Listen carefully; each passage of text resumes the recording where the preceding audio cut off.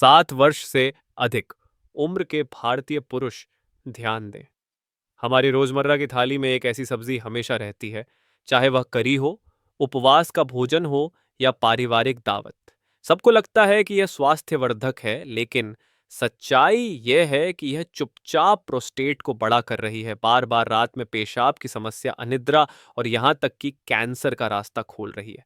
सबसे डरावनी बात यह है कि पूरी जिंदगी हमें सिखाया गया कि ज्यादा सब्जियां खाओ तो सेहत अच्छी रहेगी, लेकिन हर सब्जी सेहत की साथी नहीं होती। एक छिपा हुआ अपराधी है जो दिखने में साधारण है, लेकिन धीरे धीरे बुजुर्ग पुरुषों की नींद, ताकत और आत्मविश्वास छीन लेता है।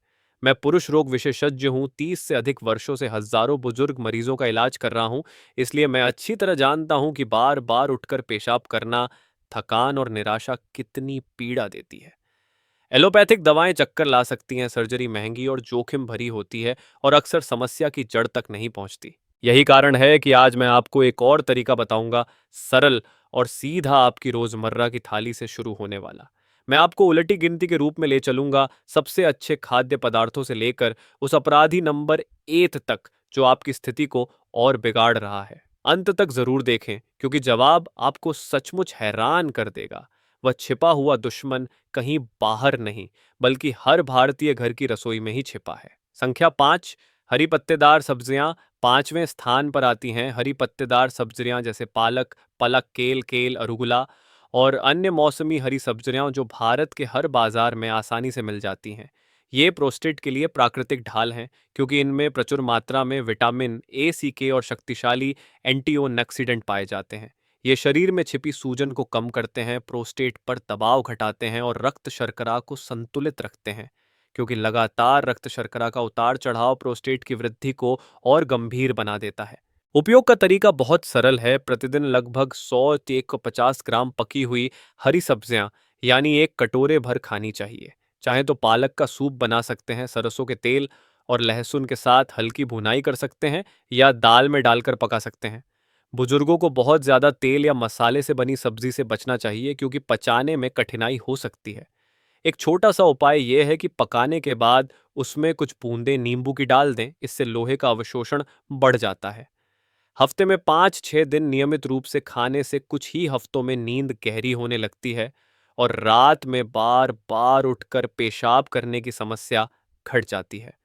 संख्या 4, क्रूसीफेरस सब्जियां चौथे स्थान पर आती हैं। क्रूसीफेरस सब्जियां जैसे फूल गोभी, ब्रोकोली, पत्ता गोभी और मूली, इनमें सल्फोराफिन नामक यौगिक होता है। एक योद्धा जिसे वैज्ञानिक रूप से सिद्ध किया गया है कि यह प्रोस्टेट की कोशिकाओं को कैंसर में बदलने से रोकता है और वृद्धि की गति को धीमा करता है। दुनिया भर की कई यूनिवर्सिटियों में किए गए अध्ययनों से पता चला है कि जो पुरुष सप्ताह में कम से कम 3 बार ये सब्जियां खाते हैं, उनमें प्रोस्टेट कैंसर का खतरा बहुत कम होता है। अनुशंसित मात्रा सप्ताह में लगभग 200 ग्राम, जिसे 2 से 3 बार में बांटकर खाएं। फूल गोभी को हल्का सा भाप में पकाएं ताकि अधिकतम पोषण सुरक्षित रहे, या पत्ता गोभी को बारीक काटकर जैतून के तेल और काली मिर्च के साथ सलाद बनाएं। एक आसान उपाय यह है कि उबालने या भाप देने के बाद उसका पानी फेंके नहीं, बल्कि उसे सूप या शोरबे की तरह प्रयोग करें, क्योंकि उसमें पानी में घुलनशील विटामिन रहते हैं।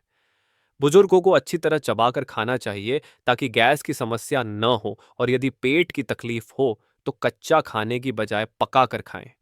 संख्या 3, पके हुए टमाटर। तीसरे स्थान पर है टमाटर, लेकिन ध्यान रहे, पका हुआ टमाटर ही प्रोस्टेट के लिए सबसे प्रभावी लाल ढाल है। टमाटर में मौजूद लाइकोपीन केवल गर्म करने पर ही पूरी ताकत से सक्रिय होता है।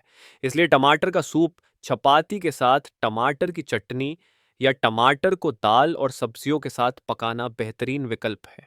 लाइकोपीन मुक्त कणों से लड़ता है, प्रोस्टेट की कोशिकाओं में ऑक्सीडेटिव तनाव को घटाता है और वृद्धि तथा कैंसर दोनों से बचाता है। मात्रा की बात करें तो प्रतिदिन 2-3 पके हुए टमाटर लगभग एक कटोरा सूप या एक हिस्से की चटनी के बराबर पर्याप्त है।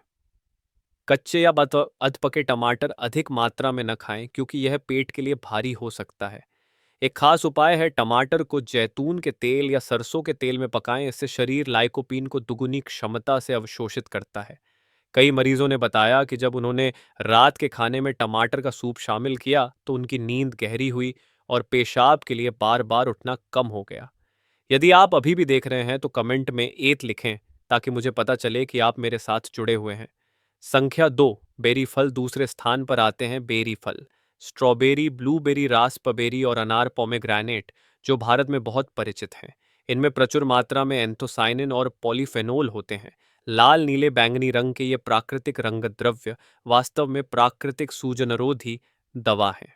ये यौगिक प्रोस्टेट की सूजन को शांत करते हैं, रक्त संचार को बेहतर बनाते हैं और पुरुष हार्मोन को संतुलित रखने में मदद करते हैं। अनुशंसित मात्रा रोजाना लगभग 50-70 ग्राम, यानी एक छोटी मुट्ठी। इन्हें सीधे खा सकते हैं, जूस बना सकते हैं, सुबह का स्मूदी बना सकते हैं या बिना चीनी वाले दही के साथ मिला सकते हैं। अनार के लिए केवल आधा फल प्रतिदिन ही पर्याप्त है। बुजुर्गों को हमेशा ताजे फल चुनने चाहिए और डिब्बा बंद या शक्कर वाले फल से बचना चाहिए। एक छोटा सा उपाय, सुबह के समय बेरी खाने से शरीर उन्हें बेहतर अवशोषित करता है और रात में पेट भारी होने से बचाता है। इस तरह केवल संख्या 5 से संख्या 2 तक के 4 समूहों को सही मात्रा और तरीके से शामिल करने से आप सकारात्मक बदलाव महसूस करेंगे। प्रोस्टेट की सूजन कम होगी, नींद गहरी होगी और जीवन की गुणवत्ता बेहतर होगी। लेकिन याद रखिए, ये सब केवल शुरुआत है। असली आश्चर्यजनक तथ्य वह अपराधी नंबर 1 जो चुपचाप प्रोस्टेट को नुकसान पहुंचा रहा है, अब मैं बताने वाला हूं। और वह है इतनी साधारण सब्जी कि लगभग हर थाली में मिलती है, वह है आलू। दिखने में हानिरहित लगने वाला यह कंद वास्तव में रोजाना प्रोस्टेट को बड़ा करता रहता है। हम भारतीय लगभग हर दिन आलू खाते हैं, आलू करी, आलू पराठा, आलू फ्राई, उबला आलू, समोसा। लेकिन यही आदत हमें खतरे में डालती है। समस्या यह है कि खपत की मात्रा सुरक्षित स्तर से बहुत ज्यादा है।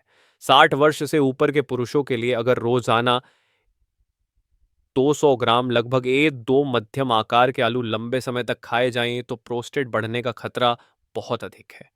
अगर खपत 400-500 ग्राम प्रतिदिन हो, जैसा कि कई लोग पराठा या आलू फ्राई में करते हैं, तो प्रोस्टेट पर स्टार्च और शक्कर का बोझ दोगुना हो जाता है। क्यों खतरनाक है? आलू में तेजी से पचने वाला स्टार्च होता है जो तुरंत शक्कर में बदलकर इंसुलिन को बहुत बढ़ा देता है। बार बार इंसुलिन बढ़ने से सूजन होती है, हार्मोन गड़बड़ होते हैं और संवेदनशील प्रोस्टेट फूल जाता है। आप आसानी से देख सकते हैं, आलू ज्यादा खाने के कुछ घंटों बाद बार बार पेशाब लगना, पेशाब का बहाव कमजोर होना और नींद टूटना। तो समाधान क्या है? मैं सलाह देता हूं कि आलू की मात्रा धीरे धीरे घटाकर सप्ताह में 100 ग्राम से कम कर दें, यानी केवल कभी कभी स्वाद के लिए। रोजाना बिल्कुल न खाएं। करी में आलू की जगह फूल गोभी, कद्दू, लौकी या चने का प्रयोग करें। अगर आलू खाने का मन हो तो केवल उबाल कर खाएं और साथ में भरपूर हरी सब्जियां लें ताकि शक्कर धीरे अवशोषित हो। तलने भूनने से पूरी तरह बचें क्योंकि इससे सूजन और बढ़ती है। मेरे एक मरीज ने यही किया, रोज 2 बार आलू खाने से घटाकर केवल हफ्ते में 1 बार थोड़ी मात्रा ली। 1 महीने बाद उन्होंने लगातार 6-7 घंटे गहरी नींद पाई और बार बार उठकर पेशाब करने की समस्या लगभग खत्म हो गई। याद रखिए, मात्रा ही कुंजी है। 60 वर्ष से अधिक की उम्र में जितना कम आलू खाएंगे, प्रोस्टेट उतना ही शांत रहेगा। यदि आप अभी भी देख रहे हैं तो कमेंट में 8 लिखें ताकि मुझे पता चले कि आप मेरे साथ जुड़े हुए हैं। श्री पटेल 68 वर्ष अहमदाबाद में रहते हैं। पहले उनका दिन हमेशा आलू पराठा से शुरू होता और आलू की सब्जी के साथ खत्म होता था। हर रात उन्हें 4-5 बार उठकर पेशाब करना पड़ता, शरीर थका हुआ और मन बोझिल रहता। जब उन्हें आलू पूरी तरह छोड़ने और उसकी जगह क्रूसीफेरस सब्जियां और टमाटर का सूप और रोजाना एक मुट्ठी बादाम खाने की सलाह दी गई, तो उन्होंने सख्ती से उसका पालन किया। लगभग 150 ग्राम हरी सब्जियां, 2 पके हुए टमाटर और थोड़ा जैतून का तेल। सिर्फ 1 महीने में उन्होंने लगातार 6 घंटे गहरी नींद ली। पेशाब की आवृत्ति काफी कम हो गई और सबसे आश्चर्यजनक बात यह रही कि वैवाहिक जीवन में आत्मविश्वास भी लौट आया। उन्होंने कहा कि कभी नहीं सोचा था कि भोजन की इतनी छोटी सी बदलाव इतनी बड़ी उम्मीद से परे नतीजे ला सकती है। दूसरी कहानी है श्री वर्मा की। 72 वर्ष, नासिक क्षेत्र के एक किसान। उन्हें आलू फ्राई और समोसा बहुत पसंद थे, लगभग रोज खाते थे। लेकिन प्रोस्टेट बढ़ने की बीमारी ने उन्हें खेत का काम बीच में ही छोड़कर शौचालय भागने पर मजबूर कर दिया, जिससे गांव वालों के सामने बड़ी झिझक होती। जब उन्होंने ठान लिया कि आलू को घटाकर सप्ताह में 100 ग्राम से भी कम करेंगे और उसकी जगह कद्दू, चना तथा मौसमी सब्जियां लेंगे, साथ ही हर रात आयुर्वेद पद्धति से हल्दी वाला दूध पिएंगे, तो चमत्कारिक बदलाव दिखा। सिर्फ 5 हफ्तों में वे गहरी नींद सोने लगे, रात में पेशाब 1 तो 2 बार ही हुआ, काम करने की ताकत वापस आई और मनोबल इतना बढ़ा कि फिर से गांव की कीर्तन सभाओं में भाग लेने लगे। उनका कहना है कि आलू की जीवन भर की आदत छोड़कर उन्होंने अपने आप को मानो 10 साल जवान महसूस किया। प्रिय भाइयों, हम सब ने मिलकर एक महत्वपूर्ण सफर तय किया है, यह समझने से कि 60 वर्ष की उम्र के बाद प्रोस्टेट क्यों सबसे बड़ी चिंता बन जाता है, लेकर सही खाद्य पदार्थों को पहचानने तक, जो हमारे लिए उद्धारक साथी साबित हो सकते हैं। हमने हरी पत्तेदार सब्जियां, क्रूसीफेरस सब्जियां, पके हुए टमाटर, बेरी फल देखे और आखिर में पाया अपराधी नंबर 1, आलू। वही आलू जो परिचित है लेकिन खतरनाक भी, चुपचाप प्रोस्टेट को बड़ा करता है, नींद छीन लेता है और आत्मविश्वास कम कर देता है। मेरा संदेश बिल्कुल स्पष्ट है, आलू को हटाएं और उसकी जगह प्रोस्टेट की रक्षा करने वाले खाद्य पदार्थ अपनाएं। केवल एक छोटा सा बदलाव ही आपकी नींद वापस ला सकता है, मन को साफ कर सकता है, शरीर को मजबूत कर सकता है और बुढ़ापे में भी आत्मविश्वास लौटा सकता है। यही असली रास्ता है स्वस्थ उम्र, एक ऐसा बुढ़ापा जो स्वस्थ, स्वतंत्र और ऊर्जा से भरा हो। याद रखिए, स्वस्थ उम्र महंगी दवाइयों या जटिल सर्जरी से नहीं आती, बल्कि रोजमर्रा की थाली में लिए गए छोटे छोटे फैसलों से आती है। जब आप आलू को ना कहते हैं और हरी सब्जियां, पके हुए टमाटर, बेरी फल और आयुर्वेदिक आदतों को हाँ कहते हैं, तब आप खुद ही अपने लिए स्वस्थ उम्र का दरवाजा खोलते हैं। मैंने सैकड़ों मरीजों को 60 वर्ष के बाद केवल इस बदलाव से जीवन बदलते देखा है। वे गहरी नींद सोने लगे, ज्यादा प्रसन्न हुए और शारीरिक रूप से मजबूत भी बने। और वे सभी मुझसे कहते हैं, डॉक्टर साहब, मैंने सचमुच अपनी स्वस्थ उम्र वापस पा ली है। इसलिए देर मत कीजिए, आज ही शुरुआत करें। चैनल को सब्सक्राइब करना, घंटी का बटन दबाना और नीचे टिप्पणी करना न भूलें। अगर वीडियो उपयोगी लगा तो 1 लिखें, अगर और सुधार चाहिए तो 0 लिखें। और इस वीडियो को अपने दोस्तों, परिजनों के साथ साझा करें, ताकि हम सब मिलकर भारतीय पुरुषों का ऐसा समुदाय बना सकें जो हमेशा स्वस्थ उम्र में जिए।